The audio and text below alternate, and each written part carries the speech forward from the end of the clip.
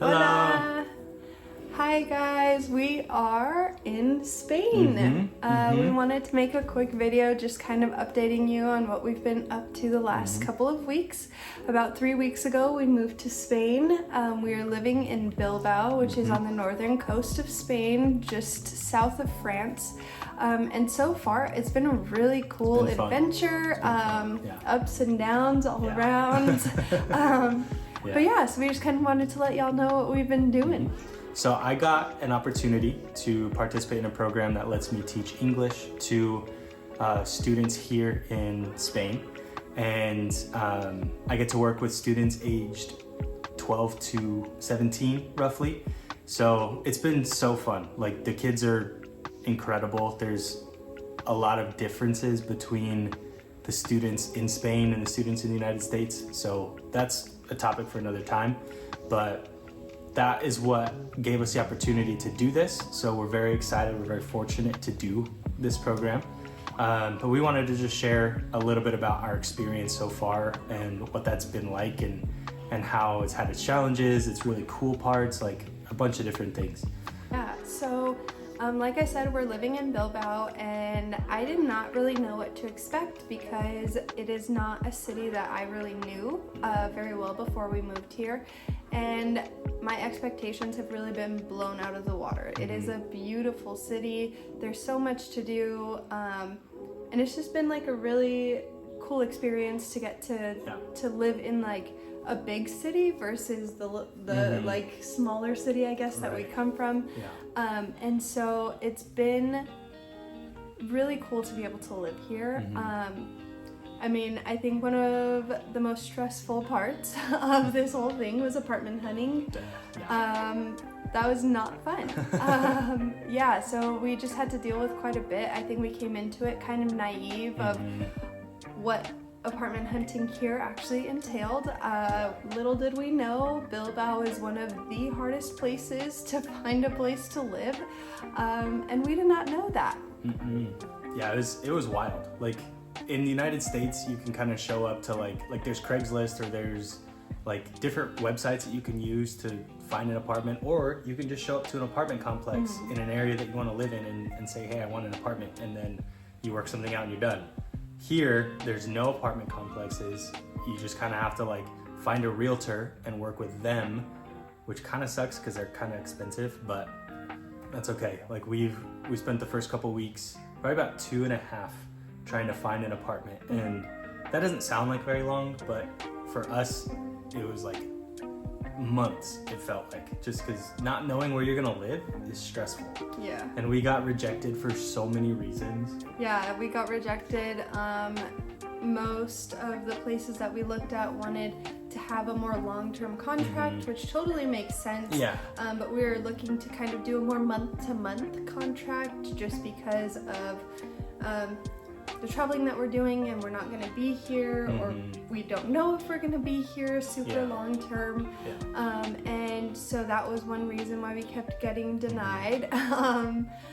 Another reason we got denied an apartment was because Neil was too tall. Apparently everybody here is short. So. They said that he would not fit, so we didn't get that one.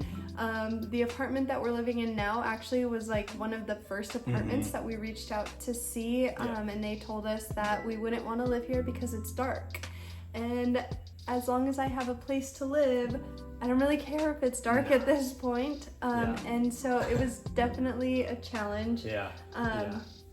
But I think that helped us kind of count our blessings back home of we had it really good back home.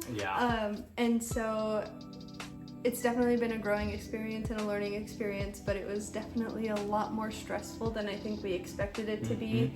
And then just having to constantly extend our hotel stay was just like, I don't want to keep spending money on this. I don't want to stay in a room that literally has a bed and a bathroom. So we were kind of over it at that point.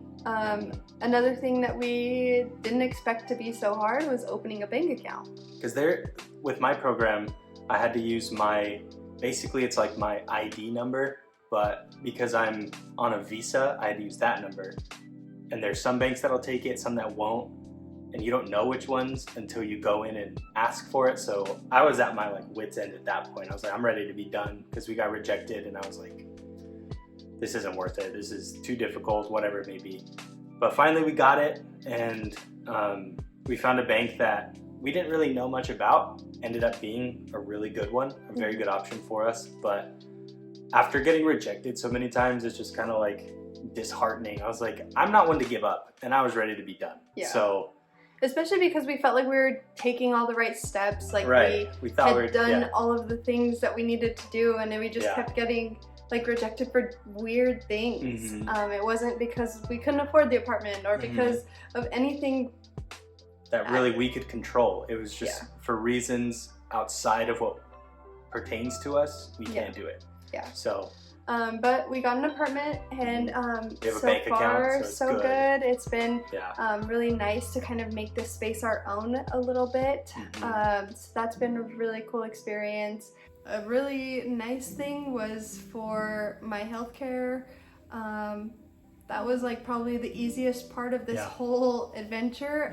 It was kind of hard, not hard, but we had to pay everything up front, but paying everything up front for a whole year here was probably equivalent to about 2 to 3 months of health insurance that I would have paid in the United States. So realistically, like, I can't complain about that. It was easy, filled out an application, did what we needed to do.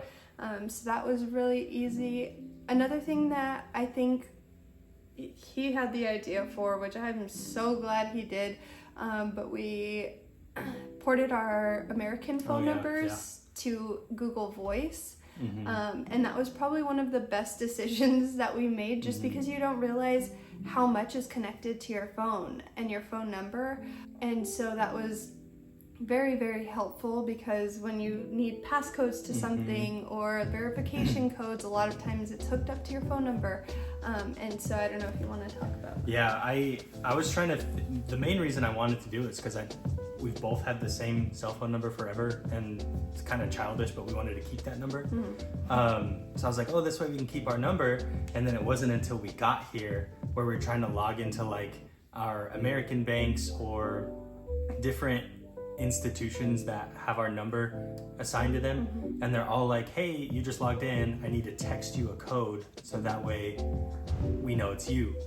And thankfully, because we ported our numbers to Google, we were able to get those codes, so we didn't have to worry about like missing out on all of the financial stuff, especially our like American banks that we need access to. Or like emails or just random things that you log into, and it's like, we're gonna send you a text with a verification code, and you're like, I didn't even realize I had two-step verification on this.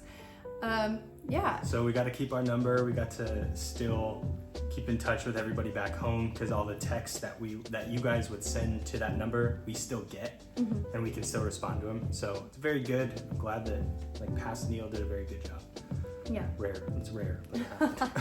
So, so we're here. We got everything figured out, and it's extreme. It was kind of difficult and disheartening at times, but we ultimately did it because we're two badass bitches. So that's what we do.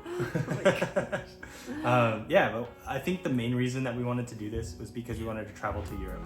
We want to travel around Europe. So we have a bunch of travel plans. So if you wanted to keep up with that, everything's going to be, we'll have videos on our TikTok, on our Instagram, and on our YouTube channel where you're currently watching this.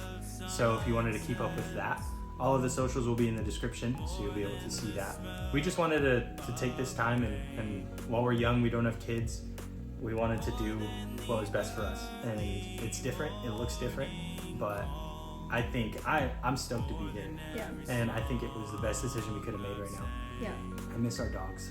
I miss our dogs so much, but it's okay. It is what it is.